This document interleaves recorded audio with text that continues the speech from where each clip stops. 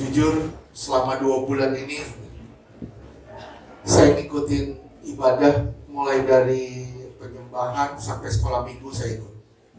Makanya saya tahu, makanya kita berdoa hafal. Selamat pagi adik-adik. Lipat tangannya, tutup matanya.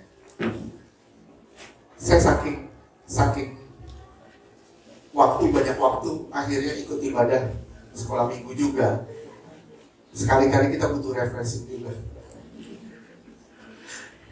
Hari ini, puji Tuhan, Tuhan mengizinkan kita ibadah hari ini. Puji Tuhan kita bisa bertemu walaupun ada jarak satu sama lain, tapi hati kita tidak berjarak.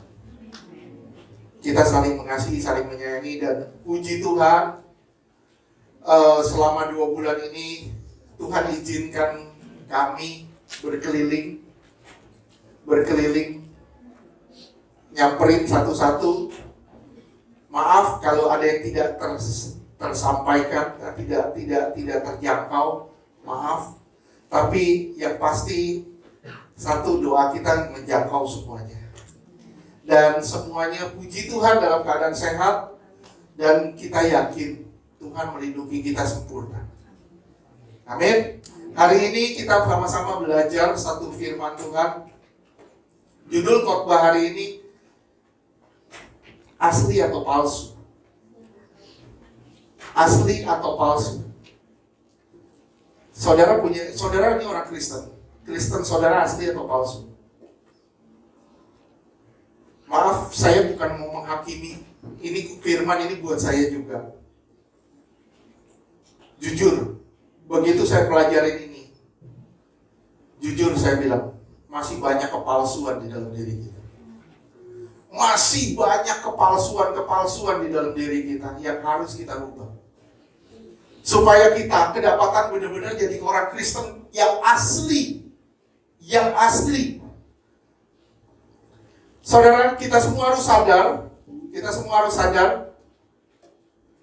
rancangan besar Allah bagi saudara dan saya bukan hanya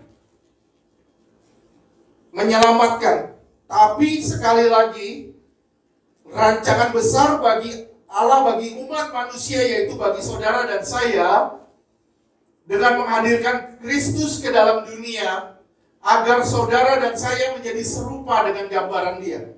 Sekali lagi, supaya saudara menjadi serupa dengan gambaran Dia. Hari Jumat kemarin kita ada sel doa. Tuhan kasih lihat gini.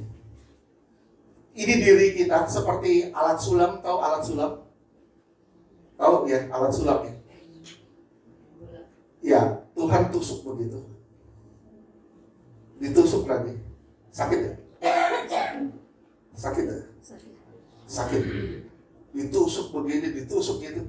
Tujuannya apa? Begitu sulamannya jadi gambar Kristus. Gambar Kristus. Itu disulam begitu. Kita ini disulam sama Tuhan. Kita lagi disulam sama Tuhan. Tujuannya satu, gambar Kristus itu nampak di dalam saudara dan saya. Jangan jadi orang Kristen kalau nggak tahan dengan sakit. Jangan jadi orang Kristen kalau nggak tahan dengan pembentukan. Kekristenan identik dengan yang namanya pembentukan. Kekristenan bukan sekedar kuasa, bukan sekedar kasih, tapi juga bicara soal perubahan hidup kita. Sampai kita seperti Dia. Ingat, sekali lagi saya bilang, kita baca lagi terus di Roma 8 ayat 29.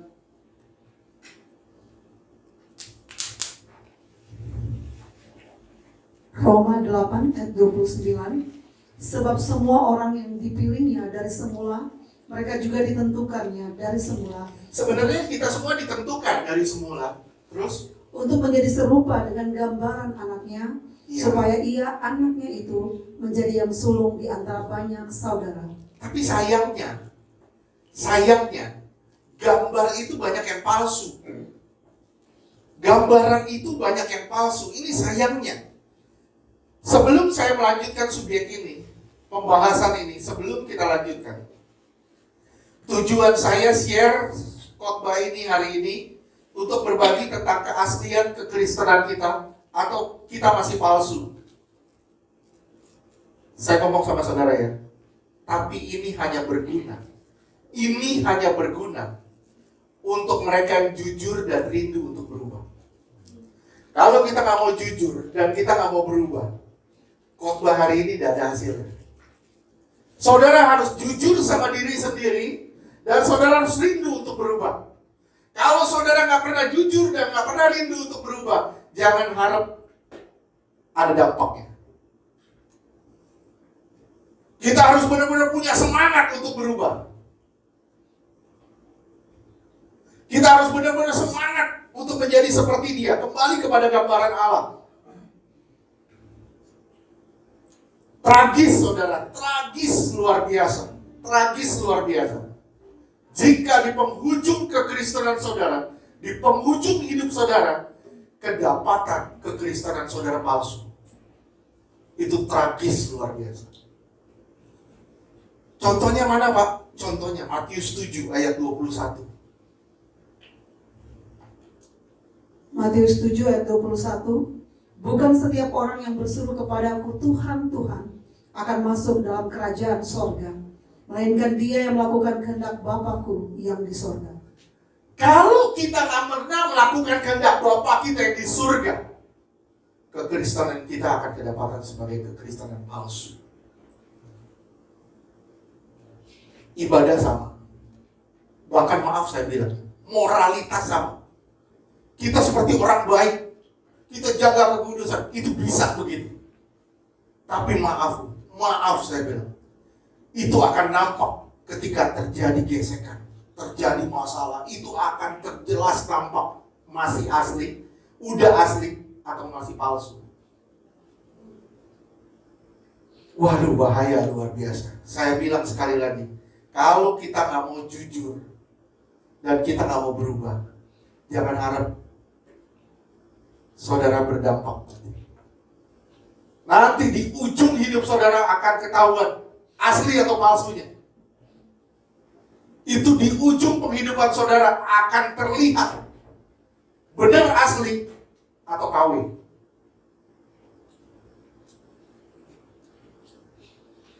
Tuhan bilang, bukan setiap orang yang berseru Tuhan, Tuhan kok. Itu udah jaminan. Saudara mau percaya, udah jaminan. Kalau saudara kedapatan atau saya kedapatan sebagai orang Kristen palsu, kita bisa salah dalam banyak hal. Kita bisa salah dalam banyak ngambil keputusan. Misalnya, saya disuruh beli tanah misalnya. Saya mau beli tanah, saya pengen beli tanah misalnya. Beli tanah. Tuhan tidak mau. Akhirnya saya salah ngambil keputusan. Kita bisa salah dalam banyak keputusan. Misalnya, Tuhan bilang, jangan kawin sama dia. Dia mukanya aja ganteng. Itu serigala berbulu domba. Tuhan tidak mau, tapi kita maksain diri untuk kawin sama dia. Apa yang terjadi? Yaitu proses pembentukan akhirnya. Saudara harus ngalamin pembentukan itu. Ya, itu kita salah ngambil keputusan. Tapi setelah kita ngambil keputusan, kita nggak bisa mundur. Tapi maaf saya bilang, maaf sekali lagi, jangan sampai salah jalan. Sering kali keputusan kita salah, tapi jangan sampai jalan kita yang salah. Ketika kita ikut Tuhan, Tuhan kemana kita tetap salah jalan ternyata. Kita merasa kita sudah melayani, kita merasa kita sudah aktif di dalam gereja, kegiatan gereja.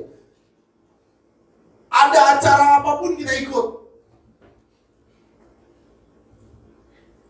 Gereja bikin acara apapun ikut pokoknya. Ibadah kaum muda, ibadah kaum tua, ibadah anak-anak, pokoknya ikut semua. Sekolah minggu, sekolah Senin, semua ikut pokoknya. Tapi itu tidak jaminan. Gak jaminan, sekali lagi gak jaminan.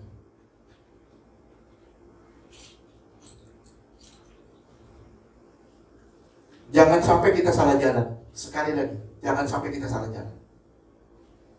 Ya, kita pikir percaya itu cukup. Tapi percaya tanpa salib apa artinya? Apa artinya? Percaya tanpa salib itu tidak ada artinya. Tidak ada artinya. Wong Tuhan bilang di Matius 10 ayat 38. Enak saya bisa jalan-jalan lagi. Kalau di rumah saya terkurung.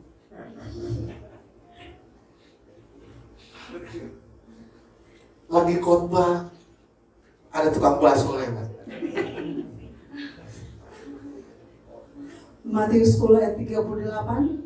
Barang siapa tidak memikul salibnya dan mengikut aku, ia tidak layak bagiku. Kekristenan percaya tanpa salib itu percaya kosong. Coba perhatiin ya, murid-murid Yesus percaya nggak sama Yesus? 3,5 tahun ikut Yesus nggak? Ya. Tapi lihat, waktu Yesus naik ke kayu salib, pikul salib, dari malam dia berdoa, dia ditangkap. Siapa yang ikut? Cuma Yohanes. Yang lain kemana? Kabur. Saya bilang, kelihatan yang asli dan yang palsu. Ya, percaya tanpa salib itu percaya kosong. Percaya tanpa salib itu tidak ada efek, tidak ada dampaknya. Saudara berubah cuma sesaat. Goncangan datang, kembali ke habitat lama. Makanya saya bilang, ini kemarin kita di PSBB di rumah, kebanyakan di rumah. Yang kita tunggu apa? Bukan gereja bisa ibadah nggak? Mau buka kapan? Yang kita tunggu itu, mau buka kapan? Itu gawat loh biasa. Atau kopi buka kapan? Kedai kopi boleh minum kapan? Boleh nongkrong kapan? Nongkrong mah di toilet aja, kenapa sih? Percaya tanpa salib adalah percaya yang salah. Kalau murid-murid 3,5 tahun ikut Yesus, mereka antusias ngelihat kuasa Tuhan dicurahkan, antusias lihat mujizat-mujizat, antusias dalam segala hal. Tapi begitu melihat Yesus sengsara, antusiasnya mana? Kita antusias ikut Yesus, tapi begitu kita dirajut, antusiasnya mana? Kita begitu semangat ikut Yesus, tapi begitu kita diproses, dibentuk, mana antusias kita sama Tuhan? Orang Kristen asli, dia akan berantusias dengan masalah atau tidak masalah. Kristen asli akan tetap antusias di tengah badai atau di tengah padang rumput hijau. Nggak peduli dengan badai atau situasi dan kondisi apapun, dia ada pusing. Yang dia pusing satu, kalau Tuhan nggak ada dalam hidupnya, itu so.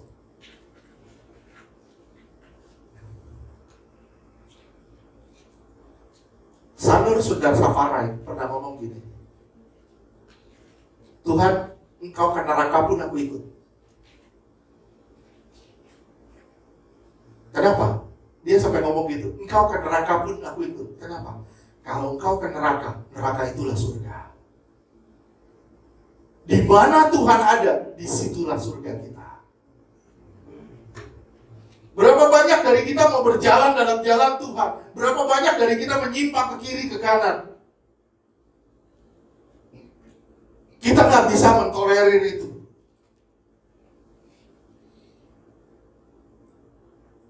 Tuhan menjadikan kita berbeda dengan orang-orang dunia. Sekali lagi, khotbah hari ini bukan untuk menghakimi, Maaf, bukan untuk menghakimi. Ini teguran buat saya juga. Kenapa? Karena di dalam kita ternyata banyak sekali kepalsuan. Banyak banget kepalsuannya. Dan itu harus kita berubah sedikit demi sedikit. Mau nggak saudara dirajut sama Tuhan? Mau nggak? Mau? Sakit loh. Tusuk lagi. Tusuk lagi. Begitu gambarnya jadi, Tuhan bilang, kamu sudah serupa dengan aku.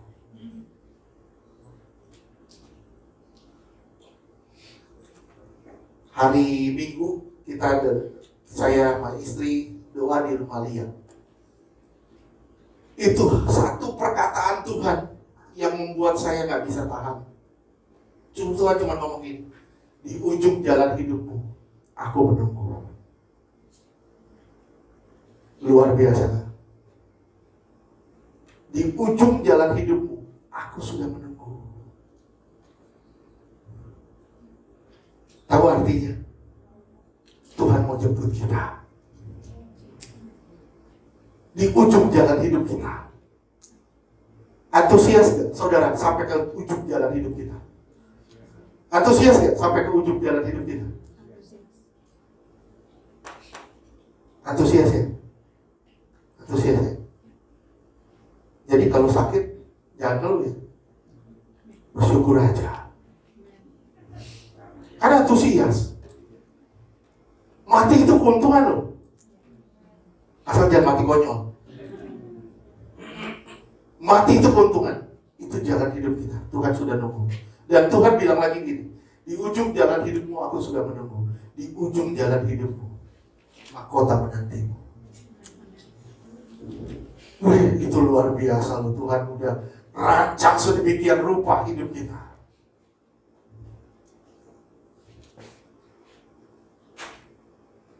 Saya cuma bilang sama saudara,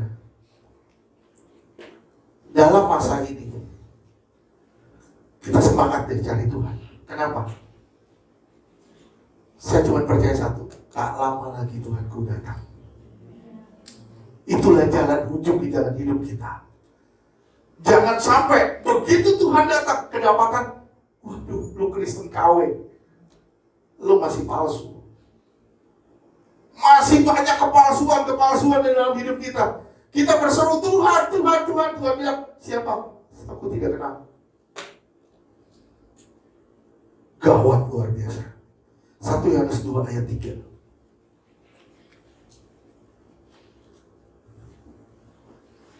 1 Yohanes 2 ayat 3. Dan inilah tandanya bahwa kita mengenal Allah, yaitu jikalau kita menuruti perintah-perintahnya. Inilah tandanya kalau saudara adalah Kristen asli. Inilah tandanya saudara Kristen asli, yaitu ketika saudara menuruti perintah-perintah. Maaf, saya bilang, ini bukan tantangan. Ini bukan tantangan. Yohanes berbicara ini bukan menantang saudara, tapi Yohanes berbicara ini menjadi tolak ukur keaslian atau kepalsuan kita. Ketika saudara bilang, saya orang Kristen asli, buktinya mana? KTP saya. Maaf ya, saudara mau punya KTP di 34 provinsi pun, semuanya Kristen. Saya bilang, tetap aja Tuhan bilang, gua gak kenal kamu kalau lu palsu.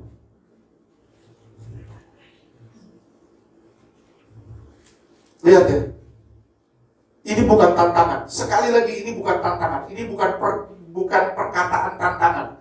Tapi ini tolak ukur keaslian atau kepalsuan kita. Udah asli belum? Atau masih palsu? Terus ayat 4. 1 Yohanes 2 ayat 4. Barang siapa berkata, aku mengenal dia, tetapi ia tidak menuruti perintahnya. Barang siapa berkata, aku mengenal dia, tapi tidak menuruti perintahnya, terus? Ia adalah seorang pendusta dan di dalamnya tidak ada kebenaran. Dia adalah pendusta dan di dalamnya tidak ada kebenaran. Saya jelasin sedikit saya jelasin ya. Pendusta bukan soal ucapan, bukan hanya ucapan. Misalnya, saudara ditelepon orang, Kaleb ada? Oh, Kaleb lagi pergi. Padahal ada. Dusta bukan sekedar ucapan. Sekali lagi, dusta bukan sekedar ucapan. Dusta bukan hanya perkataan, tapi apa yang diucapkan tidak konsisten dengan hidup. Apa yang kita ucapkan itu tidak selaras dan tidak sejalan dengan gaya hidup kita. Saudara boleh mengangkat tangan setinggi-tingginya. Dan saudara boleh teriak sekencang-kencangnya, haleluya, haleluya, haleluya. Tapi maaf kalau hidupmu tidak sejalan dengan haleluya, tetap kau palsu. Dan Yohanes bilang, engkau pendusta. Tolak ukurnya apa? Perintah.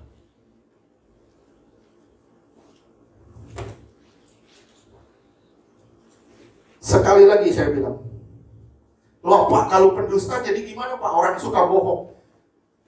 Kalau orang suka bohong, gak usah diukur lagi pakai. Gak usah diukur lagi, udah bohong udah pasti. Hidup dalam khayalan, hidup dalam dusta.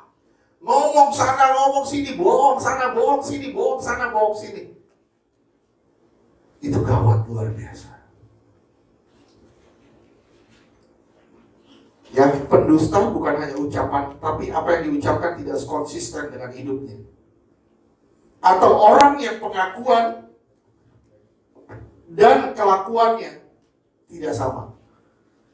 Pengakuan dan kelakuan tidak sama. Itu pendusta. Saya ngaku saya anak Tuhan, tapi kelakuan kita anak setan. Itu pendusta. Kita ngaku anak Tuhan, tapi gak ada kasih sama sesama. Benci si A, benci si B, benci si D, benci si E. Benci semua orang. Kita ngaku anak Tuhan, tapi kita hidup sembarangan. Kita hidup suka-suka. Maaf, sekali lagi saya bilang, itu pendusta. Hati-hati. Ayat 5. 1 Yohanes 2 ayat 5. Tetapi barang siapa menuruti firman-Nya, di dalam orang itu sungguh sudah sempurna kasih Allah. Ya, terus? Dengan itulah kita ketahui bahwa kita ada di dalam Dia. Ya.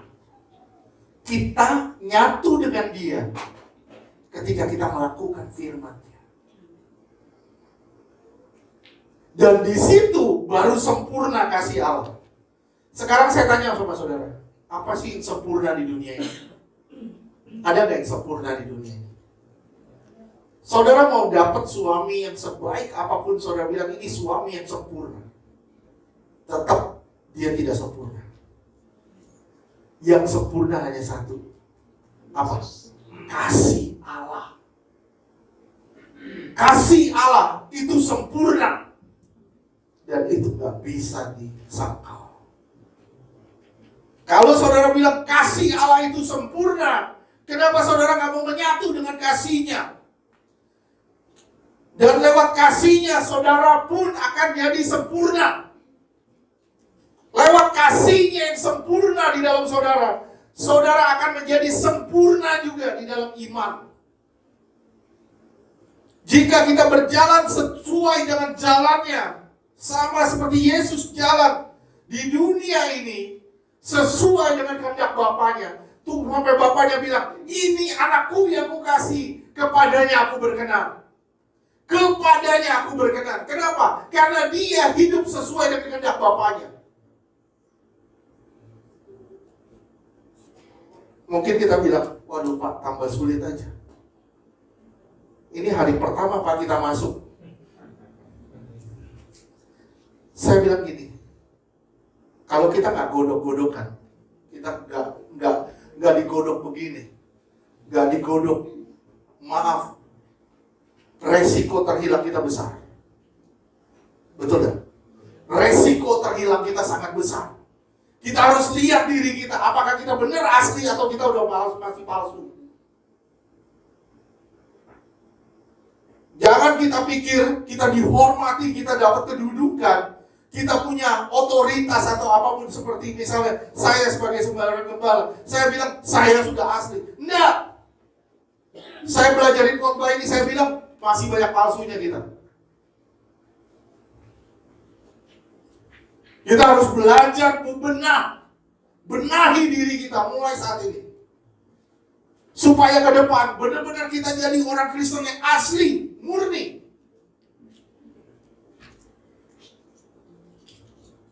Ayat 6.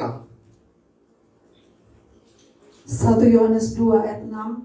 Barang siapa mengatakan bahwa ia ada di dalam dia, ia wajib hidup sama seperti Kristus telah hidup. Iya. Wajib hidup sama seperti Yesus telah hidup. Bahasa Inggrisnya.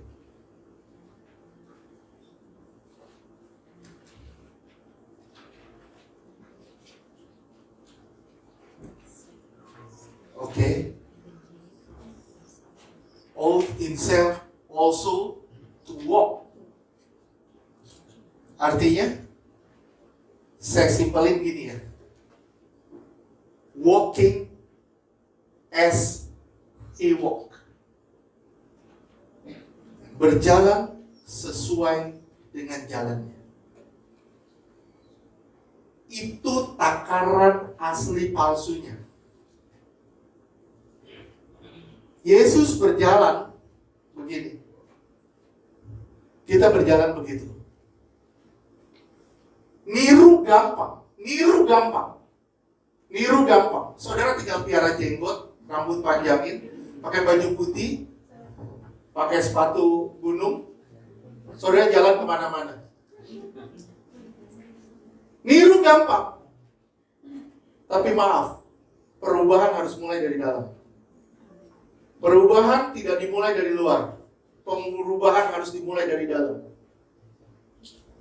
Di dalam kita ada nggak ahli bedah itu? Kalau ada ahli bedah itu di dalam kita ini akan merubah hidup kita keluarnya.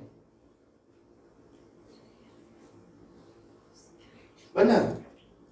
Sakit memang. Begitu kita saudara dirubah dari dalam, itu saudara nggak bisa berontak lagi. Nggak bisa berontak. Diam aja. Tuhan bisa bilang terima kasih Tuhan. Ngalamin apapun, dihantam seperti apapun, saudara bisa bilang terima kasih Tuhan.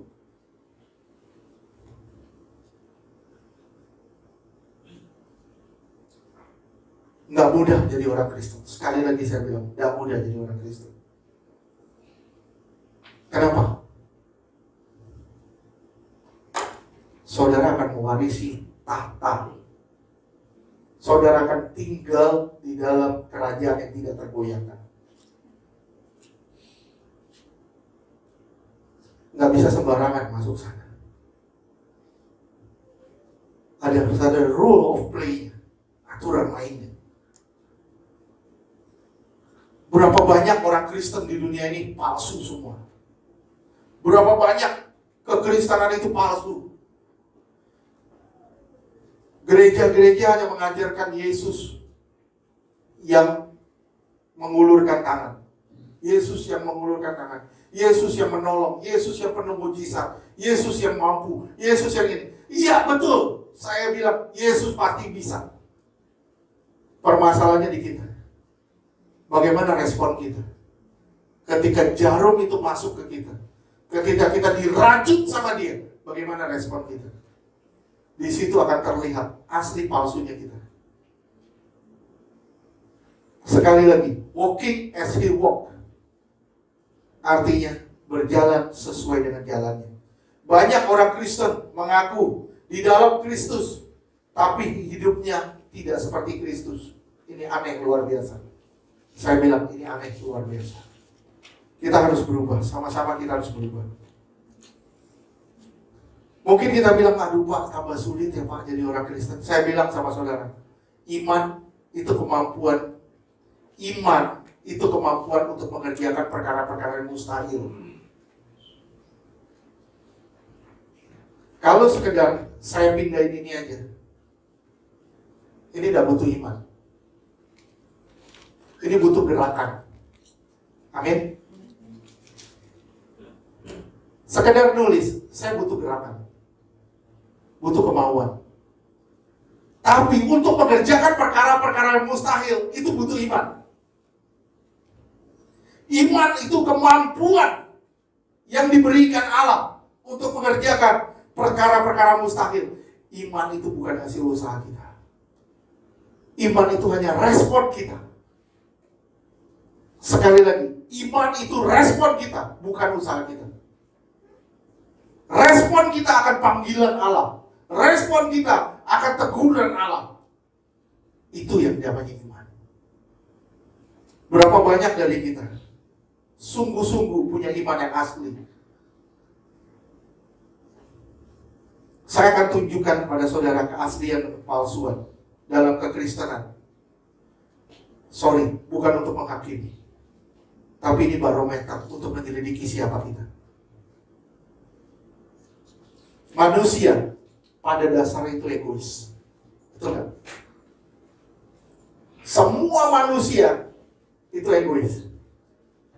Jangan berpikir, saudara gak egois. Semua di sini egois. Tapi Tuhan hadir dalam hidup kita. Ego kita yang dimatiin. Itu yang namanya penyangkalan diri. Egois, kita semua egois. Egois terhadap kesenangan diri sendiri. Egois terhadap kepentingan diri sendiri. Egois artinya kebahagiaan saya di atas kebahagiaan orang lain. Saya ingin bahagia lebih daripada orang lain. Saya gak peduli dengan orang lain, yang penting gua senang. Itu egois. Saya bilang ya, semua kita di sini itu egois. Nah, begitu kasih masuk ke dalam saudara, ego kita yang dikikis. Ego kita yang dikikis. Nah, pada saat ego kita dikikis, ego kita masih berontak. Ego kita masih berontak. Itulah kepalsuan.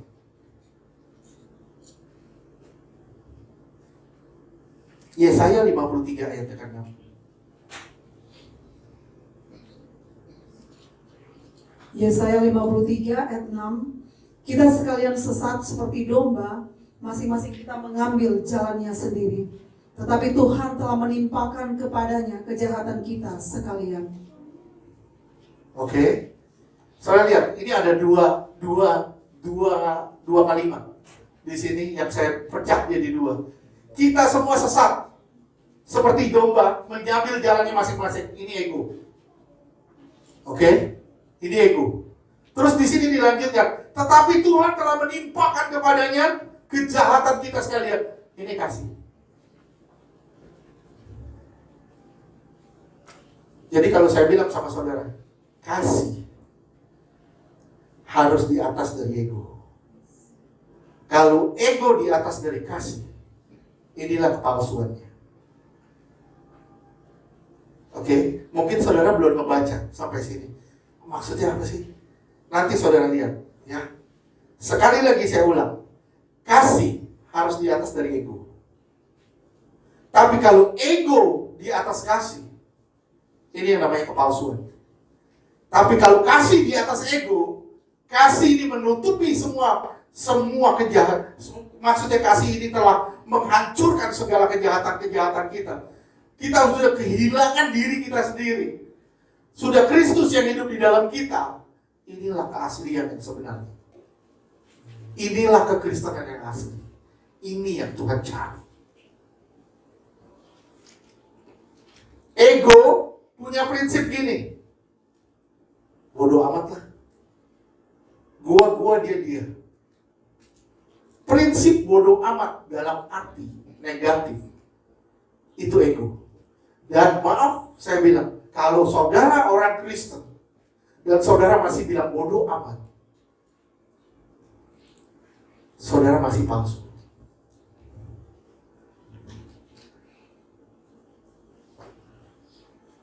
Di dalam kekristenan tidak ada kata bodoh amat.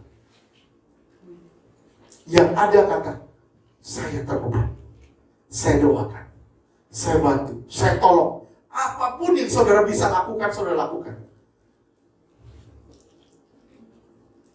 Kasih harus di atas dari ego. Kalau ego di atas dari kasih, saya ulang, palsu.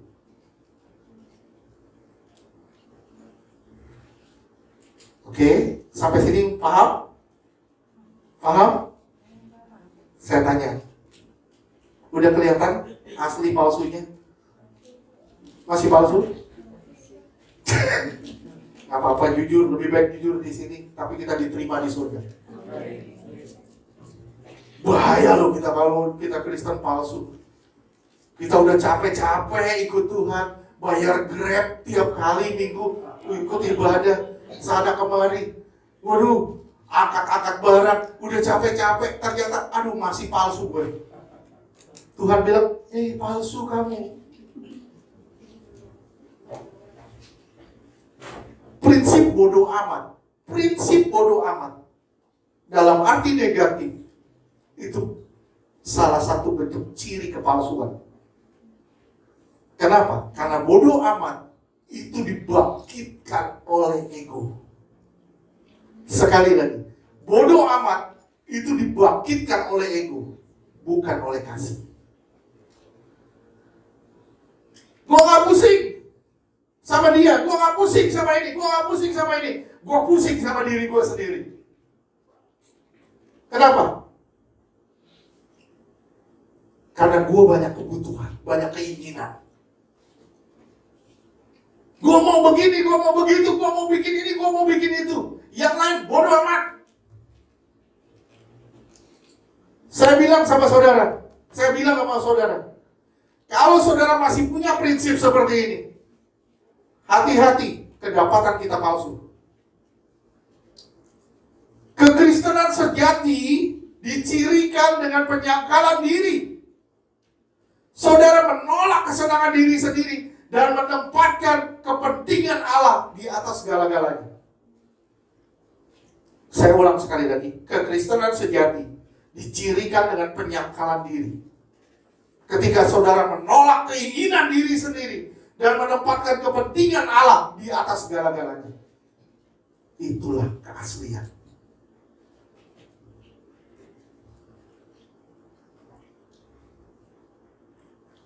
Saya tanya sama saudara, saudara jawab ya.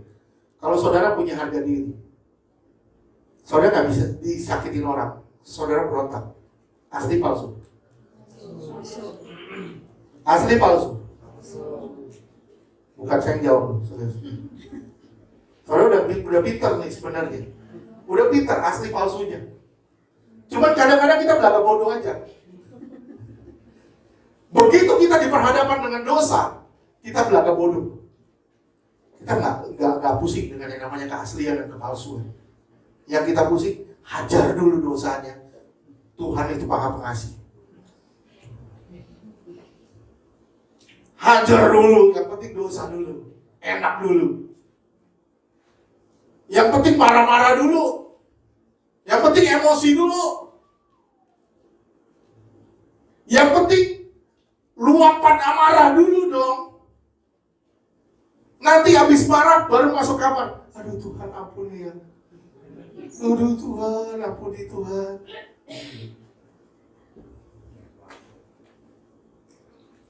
Mulai hari ini, kalau saudara mementingkan diri sendiri, saudara bilang, gue masih palsu. Hati-hati. Ya, hati-hati ya.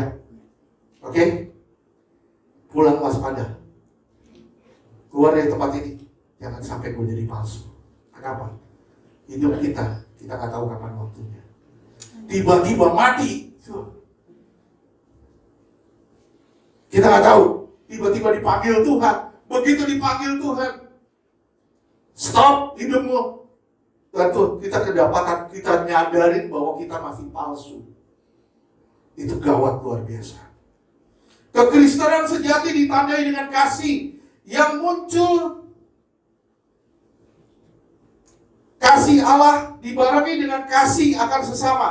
Kasih Allah harus dibarengi dengan kasih akan sesama. Itu tidak mungkin saudara mengasihi Allah tapi nggak bareng dengan kasih akan sesama. Itu mustahil. Itu salah satu bentuk kepalsuan. Banyak orang Kristen palsu ketika dia bilang, Tuhan aku mengasihimu, tapi Tuhan aku benci dia Tuhan. Tuhan, itu orang Tuhan. Kacau Tuhan. Tuhan, turunkan petir dari langit.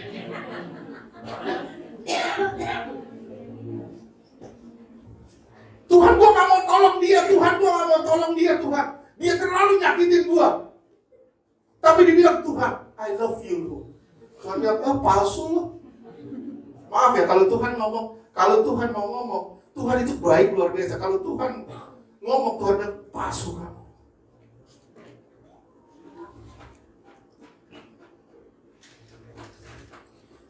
Kasih akan Allah itu harus dibarengi dengan kasih akan sesama. Itu baru namanya perasaan Allah. Sekali lagi saya bilang, itu baru namanya perasaan Allah.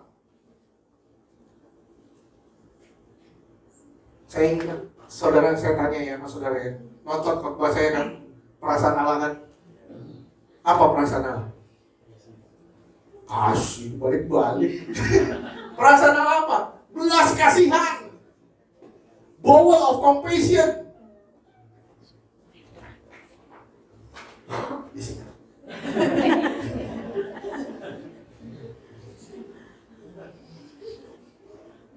Ya, perasaan Allah yang paling dalam sekali lagi apa? Belas kasihan. Punya nggak kita belas kasihan sama orang?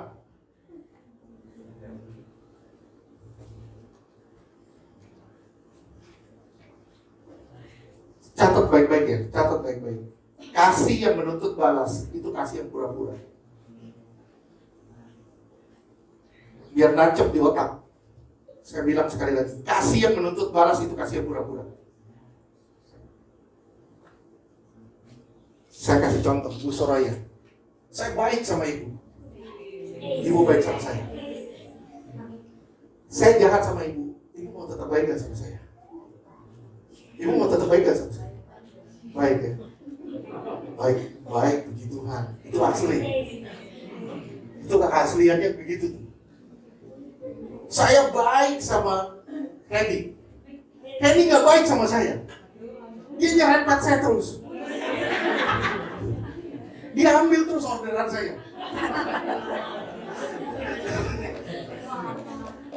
Dia bikin ulah terus. Saya bilang, buat tolong yang lain. Tapi untuk Hendy, I'm sorry. You are failed. Sorry, saya gak bisa nolong lu. Kenapa? Lu tikung gua terus.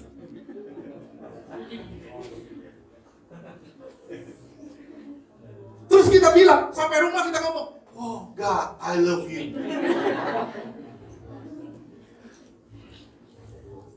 Saya bilang, kalau Tuhan mau ngomong, Tuhan bilang, waduh, kasih lu KW.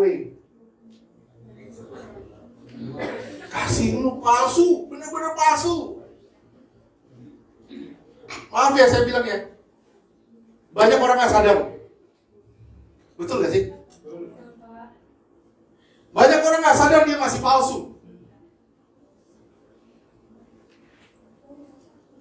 Saya ulang sekali lagi ya. Gak apa-apa deh, biar tancap. Kasih yang menuntut balas, itu kasih yang pura-pura dan itu kasih palsu. Kasih itu kudus. Kasih itu kudus. Tapi kalau kasih itu menuntut balas, maka kasih orang itu menjadi kasih yang palsu.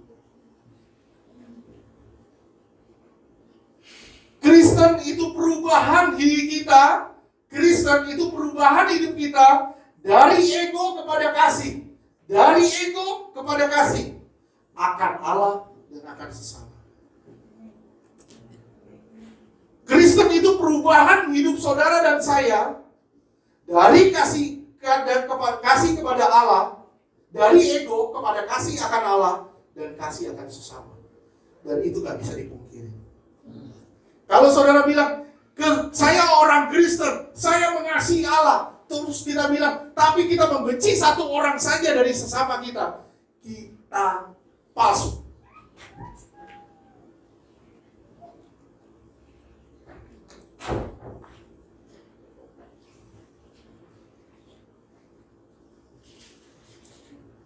Jadi, kalau saya singkat, saya ngomong gini. Menolong orang.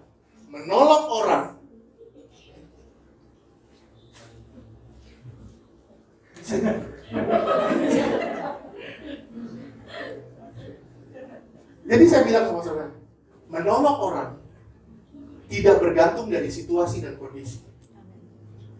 Kalau menolong orang bergantung dari situasi dan kondisi,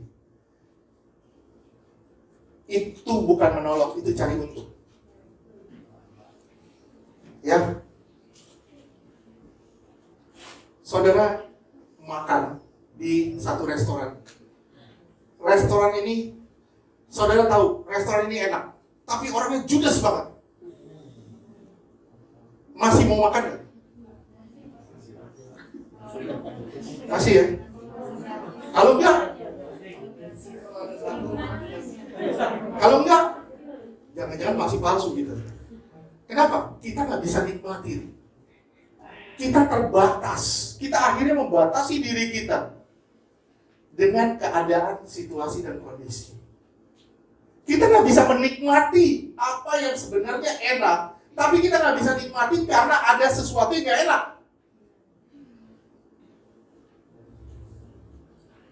Ngerti ya? Sama saya bilang, kalau orang Kristen mukanya ke bawah, itu Kristen palsu. Mukanya ke bawah terus gitu. Mukanya ke bawah terus sampai kotak kayak SpongeBob. Itu masih palsu. Tapi kalau orang Kristen benar, itu mukanya naik ke atas. Ketemu orang begini. Ya begini Pak. Begitu keluar.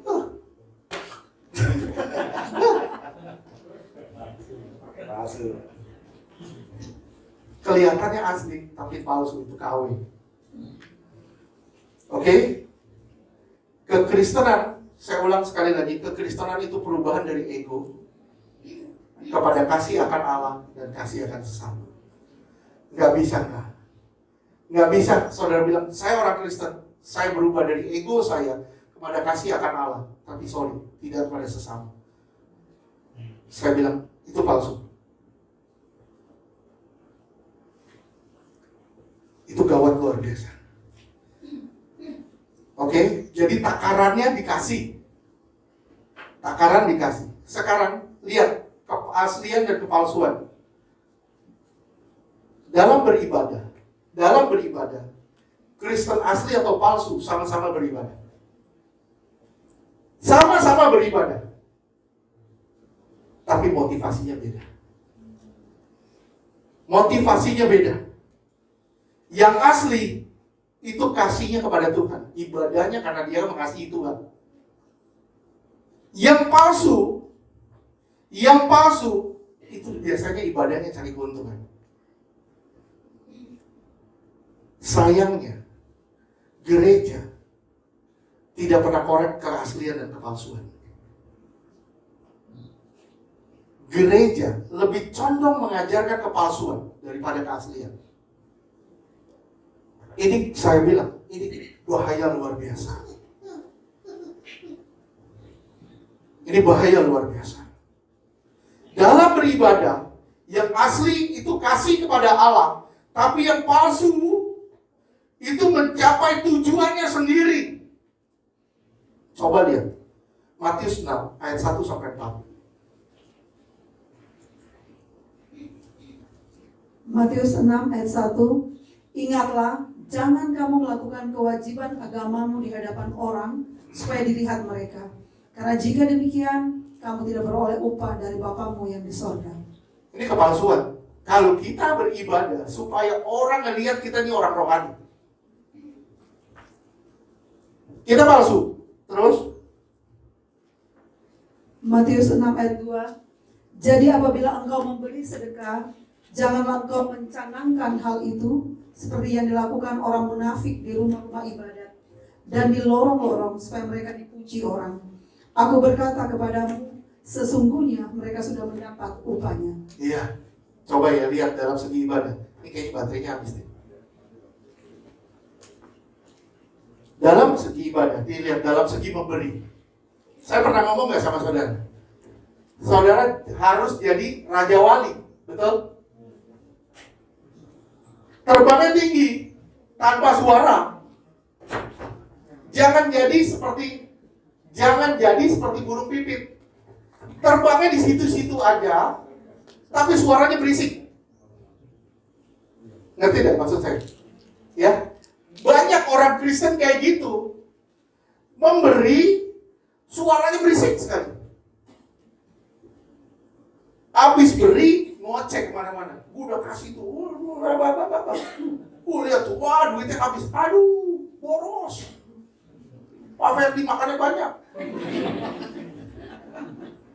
Nah, udah ngasih, ngocehnya banyak. Itu kayak burung kecil tuh, burung pipit yang bisa ditangkap, gampang ditangkap. Kenapa? Karena terbangnya pendek. Ngerti nggak maksud saya? Jadi kayak Raja Wali, udah memberi, nggak perlu orang tahu, terbangnya tinggi. Tanpa suara.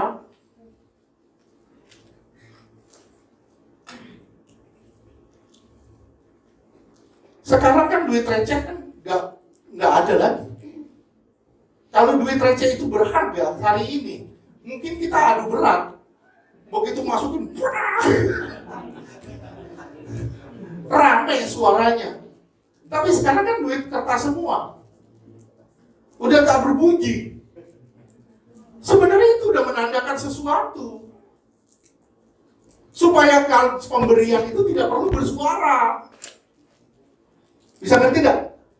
Sekali lagi, bilang pemberian tidak perlu bersuara. Pemberian bersuara itu palsu. Oke?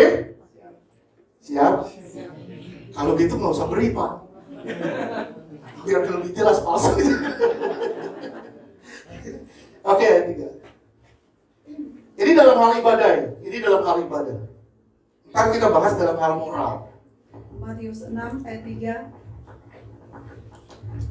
Tetapi jika engkau memberi sedekah, janganlah diketahui tangan kirimu apa yang diperbuat tangan kananmu. Iya. Kalau kamu memberi sedekah, nggak perlu orang lain tahu. Terus ayat 4. Matius 6 ayat 4. Hendaklah sedekahmu itu diberikan dengan tersembunyi, maka Bapamu yang melihat yang tersembunyi akan membalasnya kepadamu. Pembalasan itu baru terjadi ketika kamu memberi dengan tersembunyi. Memberi dengan bersuara, itu tidak ada upahnya. Oke, ayat 5. Matius 6 ayat 5. Dan apabila kamu berdoa, janganlah berdoa seperti orang munafik. Mereka suka mengucapkan doanya dengan berdiri dalam rumah-rumah ibadat dan pada tikungan-tikungan jalan raya. Saya yakin nggak ada yang berdoa di tikungan kan di sini. Iya, di Israel ada, di sini kan nggak ada di tikungan. Nggak mungkin jemaat Chosen di tiap tikungan ada. Tiap tikungan ada jemaat Chosen lagi doa. Jangan. Terus? Supaya mereka dilihat orang. Aku berkata kepadamu, sesungguhnya mereka sudah mendapat upahnya. Sesungguhnya mereka sudah dapat upahnya. Artinya apa? Kamu palsu. Palsu. Upahnya itu di sini. Saya bilang sekali lagi ya, palsu upahnya di sini. Asli upahnya di sana. Palsu upahnya di sini. Asli di sana. Mau palsu atau asli? Asli. Mau asli? Mau yang asli? Ya, atau mau KW? Terus 6. Matius 6 ayat 6. Jikalau engkau berdoa, masuklah ke dalam kamarmu, tutuplah pintu dan berdoalah kepada Bapamu yang ada di tempat tersembunyi. Maka Bapamu yang melihat yang tersembunyi akan membalasnya kepadamu. Iya. Oke. Nih lihat ayat 7 terus. Matius 6 ayat 7. Lagi pula dalam doamu itu janganlah kamu bertele-tele seperti kebiasaan orang yang tidak mengenal Allah. Mereka menyangka bahwa karena banyaknya kata-kata doanya akan dikabulkan. Iya. Gak usahlah doa bertele-tele. Ya, doa itu tepat dan muncul dari hati. Gak usah bertele-tele. Oh Tuhan, Bapa yang penuh kasih, yang ada di surga di sana, jauh di sana. Lu doa tuh dudukin jalan. Oke? Gak usah bertele-tele. Tepat dan muncul dari hati. Ibadah yang asli itu didasarkan pada atas dasar kasih. Ibadah yang palsu itu didasarkan pada kepentingan diri sendiri. Sekarang dalam segi pelayanan. Pelayanan asli itu dimotivasi karena cinta akan Tuhan, karena kebaikan Tuhan. Sekali lagi, pelayanan yang asli, kalau saudara melayani dan saudara asli, saudara harus memulainya dengan cinta akan Tuhan, dan saudara harus balas kebaikan Tuhan. Berapa banyak orang Kristen mengaku asli, tapi begitu pelayanan ditegur, melejit, berontak. Saya cuma ketawa ya, kalau misalnya, kalau orang saya tegur, terus berontak, saya cuma ketawa. Saya bilang kelihatan palsunya, kelihatan motivasinya. Kalau motivasinya nggak benar, itu nggak bisa ditegur. Sekali lagi saya bilang, kalau motivasi saudara nggak benar, saudara nggak bisa ditegur. Sulit untuk ditegur. Dan maaf ya, saudara asli palsu? Kalau asli, digempur kayak apapun, dihajar kayak apapun, walaupun saya menyakiti saudara seperti apapun, di dalam pelayanan, tolak dalam nama Yesus. Walaupun saya menyakiti saudara seperti apapun di dalam pelayanan, saudara tetap bertahan. Itu membuktikan keaslian saudara, keaslian kekristenan saudara. Kalau saudara, saya gempur, saudara berontak, terus kecewa, lari dari pelayanan, saya bilang, lu kelihatan palsunya. Motivasinya tidak benar. Oke? Lukas 17 ayat 7 sampai 10. Asli itu didasarkan cinta Tuhan karena membalas kebaikan Tuhan. Lukas 17 ayat 7. Siapa di antara kamu yang mempunyai seorang hamba yang membajak atau mengembalakan ternak baginya akan berkata kepada hamba itu setelah ia pulang dari ladang, mari segera makan. Mari segera makan, enak. Ayo, nikmati. Tapi Tuhan bilang apa di sini? 8. Lukas 17 ayat 8. Bukankah sebaliknya ia akan berkata kepada hamba itu, sediakanlah makananku. Sediakan makanan aku. Siapkan makananku. Tugasmu belum selesai. Lakukan terus. Terus? Ikatlah pinggangmu dan layanilah aku sampai selesai aku makan dan minum. Dan sesudah itu engkau boleh makan dan minum. Iya, terus 9. Lukas 17 ayat 9. Adakah ia berterima kasih kepada hamba itu karena hamba itu telah melakukan apa yang ditugaskan kepadanya? Iya. Pelayanan tidak butuh kata terima kasih. Jadi Pak, tidak perlu kita ngomong terima kasih. Itu palsu. Tapi pelayanan tidak boleh menuntut kata terima kasih. Pelayanan itu harus total dari hati kita. Dan kita bilang, tidak perlu ada ungkapan terima kasih. Yang penting Tuhan disenangkan dan dipuaskan. Sekecil apapun pelayanan, sekecil apapun pelayanan. Di mata Tuhan, Tuhan gak pernah lihat pelayanan kecil, pelayanan besar, pelayanan sedang. Tuhan gak pernah lihat pelayananmu kecil, besar, sedang. Enggak. Tuhan hanya lihat tulus, tidak. Itu toh. Walaupun saya nyembah, suara saya kacau balau kemana-mana. Tapi hati saya lurus sama Tuhan. Itu yang Tuhan lihat.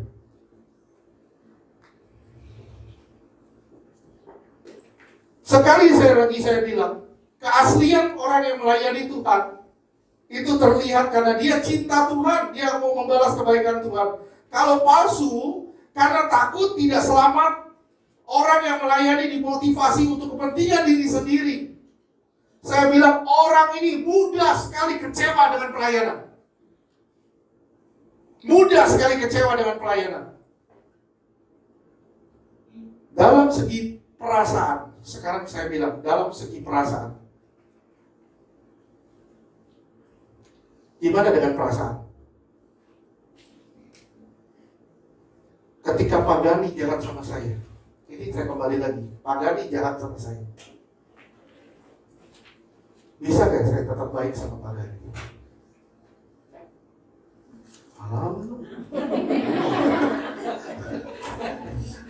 Bisa gak saya tetap baik sama dia? Bisa gak saya tetap manis sama dia? Kenapa? Karena saya rindu. Saya sudah merasakan keselamatan dari Allah. Sekali lagi, saya ngerasain keselamatan dari Allah. Begitupun saya rindu, dia diselamatkan. Sanitizer. Gak bercanda. Bisa ngerti ya? Bisa ngerti ya? Bisa ngerti ya? Itu dari segi perasaan. Gimana dengan harga diri? Sekali lagi saya ulang, gimana dengan harga diri? Ketika saya colek Joshua gak suka. Saya colek lagi, Joshua gak suka. Saya colek lagi, Joshua gak suka. Saya colek lagi, Joshua berontak. Dia marah, dia ngamuk. Emosi. Saya bilang, keaslian kepalsuan itu terlihat pada saat dia dilukai. Benar. Mau lihat orang Kristen asli palsu? Mau lihat gak? Lukai. Kelihatan asli palsu. Tapi orang yang melukai udah pasti palsu.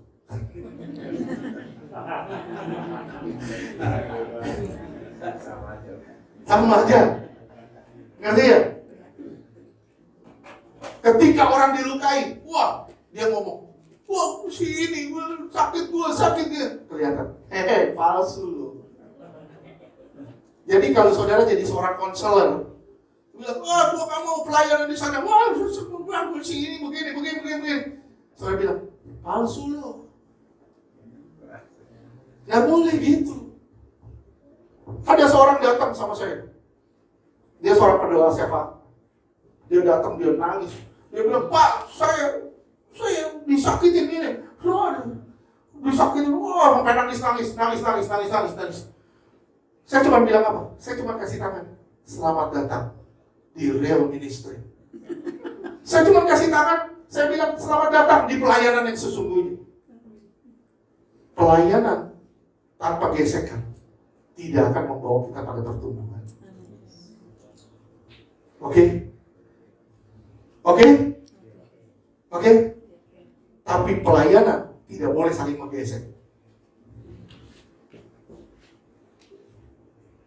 Bisa bayangin nggak? Kalau di Chosen ini semua asli. Bisa bayangin nggak? Semua asli di sini. Yang satu nggak ada tuh yang namanya ngejelekin, ngomongin, gosipin, nggak ada. Nggak ada. Di Chosen nggak ada yang begitu. Amin. Di di rumah ketika pulang.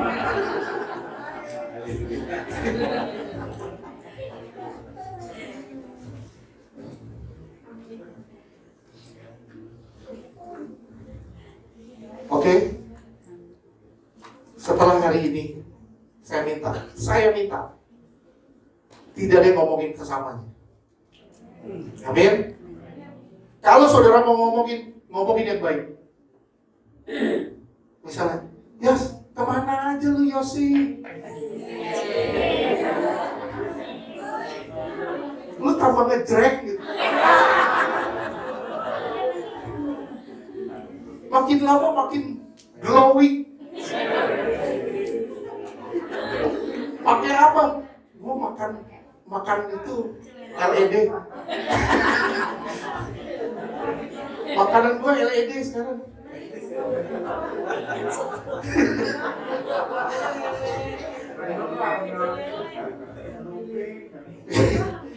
Ya gitu ya. Kita berubah. Oke? Enggak ada tuh yang namanya. Lihat tuh. Wah, Pak Gani tuh. Lihat sepatunya. Kenapa sepatunya? Lihat kanat semua.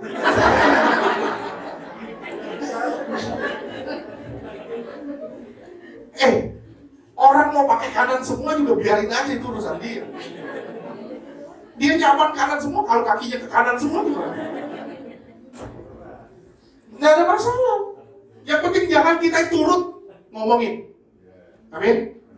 Jadi saya minta nih, pulang pakai ini.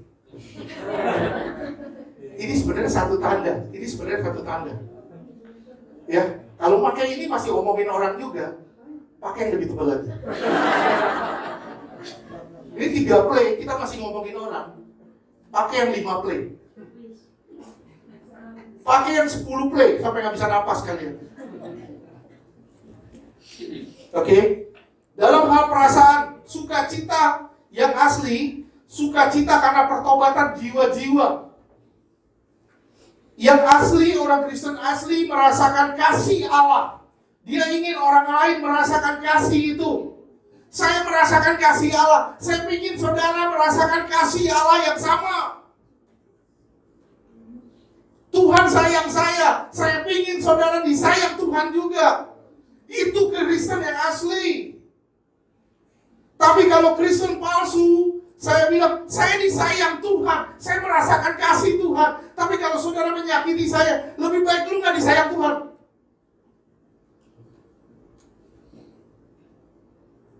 Saya bilang ini palsu dalam segi emosi. Firman Tuhan jelas bilang, amarah hanya ada di dada orang-orang bodoh. Jadi kalau saudara pemarah, saudara bodoh.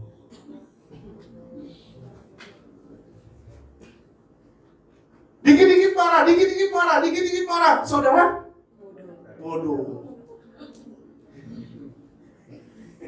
Kalau saudara udah terus udah ditegur masih marah-marah juga.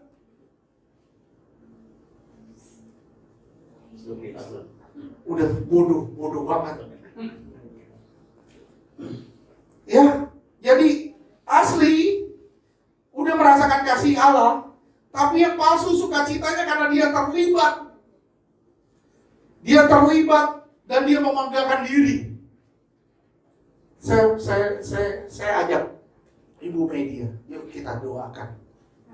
Ini Bu, doakan, kita doakan, tiba-tiba dia sembuh. Yang asli bilang terima kasih Tuhan dia disembuhkan. Yang palsu akan bilang begini, udah tuh doa dia mah gak manjur, doa gue yang manjur, jamu kali.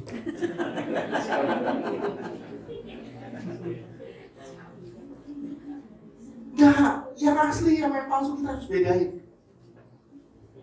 Ya, kalau kita benar-benar, saya ini orang Kristen asli. Saya rindu loh semua orang bertobat. Kalau saya rindu semua orang bertobat, mulai dari diri saya bertobat, itu saya asli. Kalau saya bilang, saya rindu semua orang bertobat, lalu gak bertobat. Bagaimana bagaimana mau bilang asli? Dalam segi perasaan, contoh lagi, kita lihat ya. Takut, rasa takut. Masih suka takut ya? Masih suka takut ya? Takut dengar berita, takut ini, takut itu, takut ini, takut itu. Ngelihat orang kayak ngelihat virus. Kita takut dalam banyak hal. Ya, takut dalam banyak hal. Akhirnya apa? Ketakutan itu di atas kasih kita. Dan ketika ketakutan di atas kasih kita, kita terjajah di situ. Kita teraniaya. Coba orang yang takut perasaannya enak gak? Kita teraniaya loh, dari dalam kita tertekan banget. Kenapa? Karena kita takut dalam banyak hal.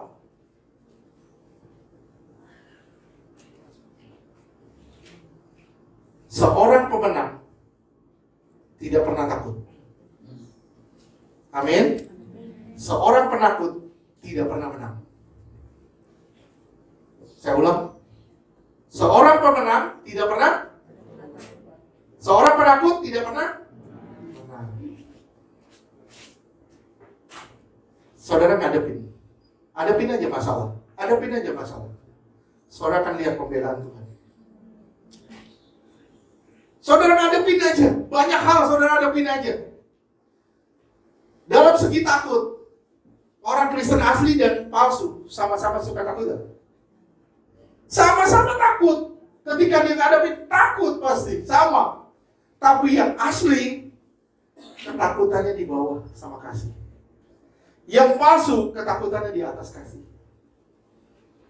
Dia terjajah, teraniaya, dia tidak pernah tenang hidupnya. Mau lihat contohnya? Contohnya itu Daud sama Saul. Goliat datang teriak-teriak. Saudara catat aja deh ayatnya. Gak usah dibaca. Saudara catat aja di 1 Samuel 17 ayat 11, 23 dan 24. 1 Samuel 17 ayat 32 dan 33. Orang Kristen asli itu kayak Daud. Begitu Goliat datang, yang dia lihat apa?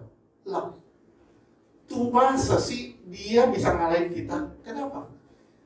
Kan Tuhan beserta kita. Saya bilang, kan kok masa sih kita bisa kalah sama COVID? Enggak. Orang kematian saja sudah dikalahkan. Maut aja udah dikalahkan. Masa kita kalah sama begitu? Masa kita kalah sama banyak hal? Masa kita kalah sama dompet kita yang kosong? Masa kita kalah sama sakit kita yang sedikit? Masa kita kalah dalam banyak hal? Masa kita khawatir dalam banyak perkara? Apakah ini bukan menandakan kita masih palsu? 1 Yohanes 4 ayat 18.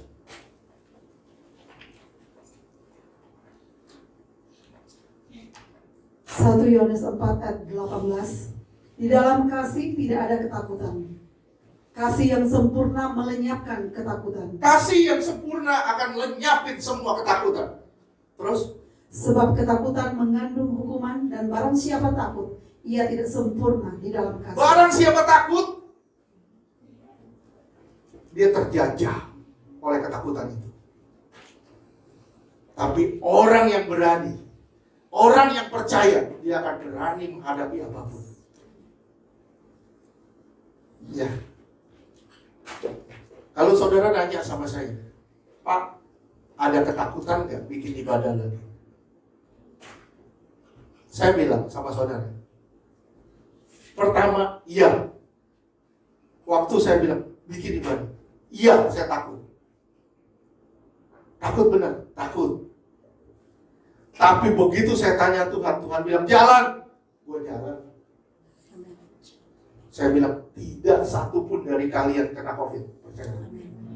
Amin. Semua sehat. Amin. Kenapa? Karena kita dalam lindungan Tuhan.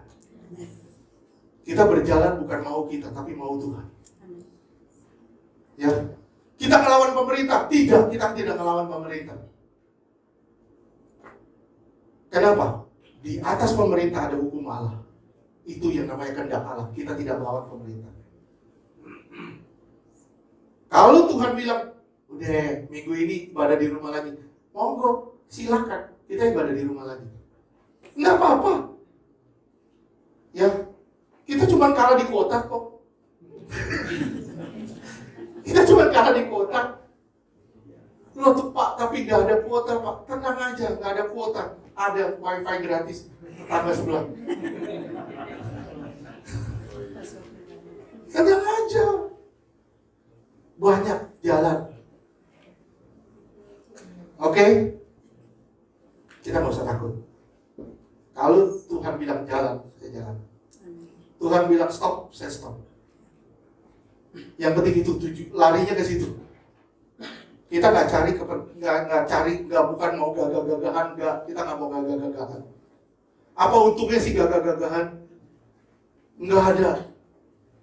Yang kita mau satu, Tuhan disenangkan aja. Kalau Tuhan mau kita datang, Tuhan disenangkan. Udah itu aja. Kita sedih. Orang Kristen asli sedih karena umat Tuhan dianiaya. Tapi orang Kristen palsu sedih karena gerejanya dilecehkan, agamanya dilecehkan, marah, emosi. Lihat, ketika agama kita, ketika kepercayaan kita dilecehkan, gimana tanggapan kita? Sedih. Kenapa? Karena mereka bisa terhilang, mereka tidak selamat. Tapi kalau kita marah, kenapa? Karena mereka menyinggung perasaan kita. Kita bilang, kita palsu. Larinya ke situ. Ya. Sorry, saya bilang lagi. Masih banyak kepalsuan di dalam kita. Saya kalau mau urain banyak loh. Dari segi ibadah, dari segi melayani, perasaan kita, harga diri kita. Banyak sekali. Dalam hal bermoral juga. Dalam hal bermoral. Sama kan? Sama kan? Sama loh kadang. Orang Kristen palsu juga kelihatan bermoral. Baik, jaga di anteng gitu. Baik. Cewek lewat.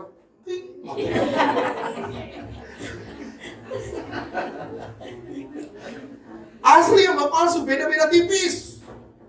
Bedanya dikit. Moralnya kadang bermoral juga loh. Bermoral sama loh. Benar, bermoral juga loh. Jaga kekudusan, wah tidak mau begini, tidak mau begitu. Benar, sama. Tapi yang satu didasarkan pada kasih. Yang satu didasarkan pada kasih, yang satu didasarkan pada ego. Gua gak mau bikin ini karena gua takut kehilangan keselamatan.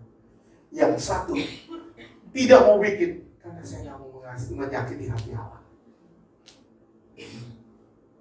Di sini suami istri siapa? Kayaknya cuma satu nih. Korban lagi. Ini satu baby. Apa diam-diam?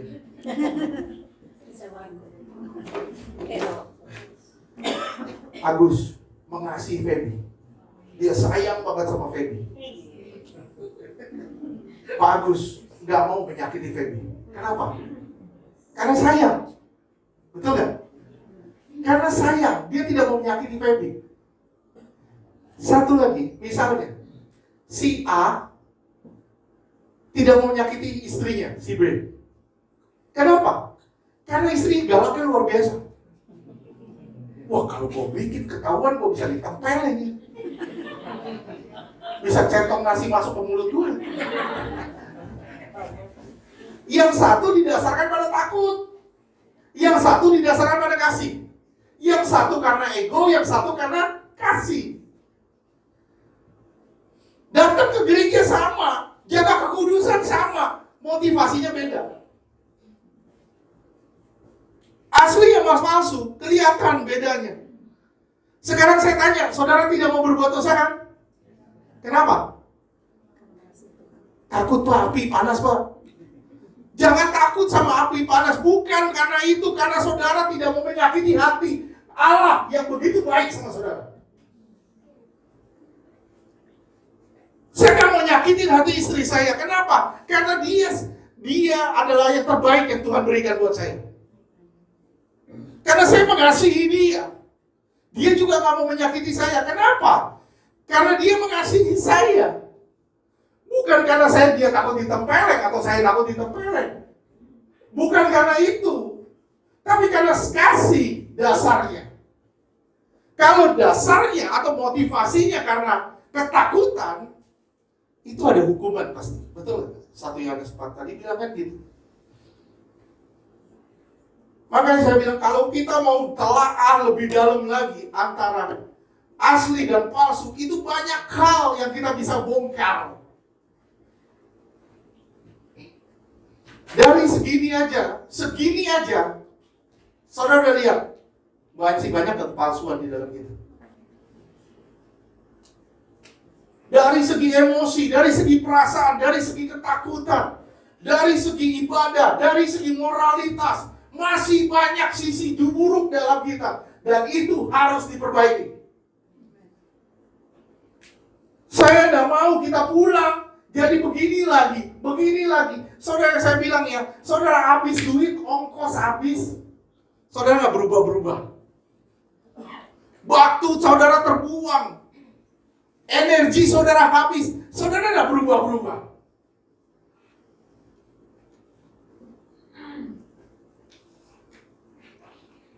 Bilang sama dirimu sendiri, saya tetap baik sama siapapun yang menyakiti saya. Saya mau tetap baik sama siapapun yang menyakiti saya. Begitu saudara bilang, pulang dipepet orang, disalib orang, ayo mau bikin apa? Mau bikin apa? Marah? Atau telan? Telan aja ya, kadang kita cuma bisa diizinin Tuhan cuma dalam doang. Ketika kita marah, Tuhan gak kerja. Ketika kita berserah, Tuhan baru kerja. Pilih yang mana? Pilih berserah. Kalau saudara pilih berserah, saudara berubah hari ini, jadi orang yang sabar. Ya, tunjukkan keaslian kita. Saya gak bahas semua, terlalu dalam nanti, terlalu panjang. Kita bisa panjang sekali. Karena banyak sisi kehidupan kita. Sekarang begini, kalau saudara datang, saudara lihat motivasi saudara.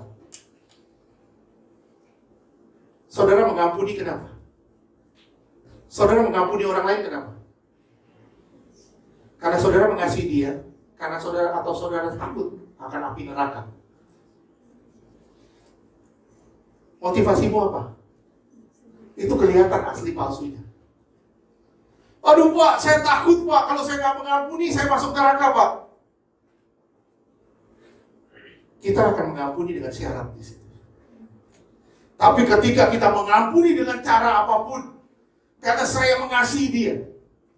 Saya pernah waktu itu ngobrol sama seseorang, saya bilang gini.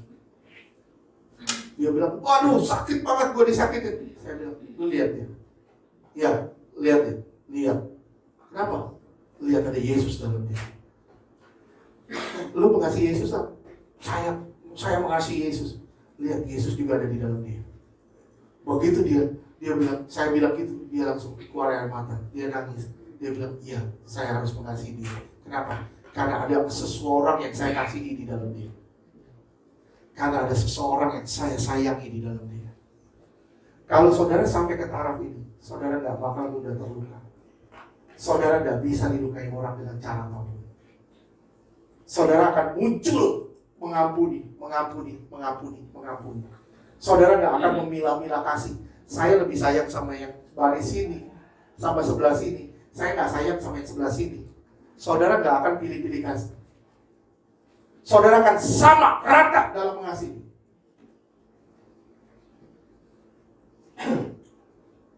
Saudara akan jadi orang yang tangannya selalu terulur bagi orang lain. Saudara bukan jadi orang yang tangannya selalu ngejorokin orang lain. Amin. Mau gak kita semua berubah? Mau gak kita semua berubah? Mau gak kita jadi orang Kristen asli? Sudah terlihat kan kepalsuan kita? Banyak sekali kepalsuan di dalam kita. Kadang ibadah pun kita setengah-setengah. Nih lihat ya, kalau orang Kristen palsu begini. Datang ibadah, males bentar lagi deh. Tidur lagi dulu, bentar. Males lah. Datang sini telat. Kenapa? Karena males. Males itu didasari atas ego. Malas itu didasari atas ego. Kasih itu mematikan ego.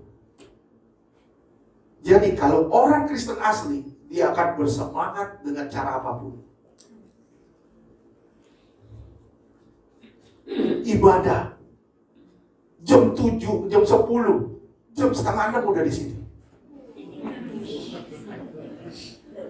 Ngapain? Batu, termogan di bawah, batu. Semua mobil lewat itu. Layani. Kita punya semangat luar biasa. Kita punya semangat luar biasa. Itu akan terlihat keaslian kita sebagai seorang Kristen. Amin. Beri kemuliaan buat Tuhan.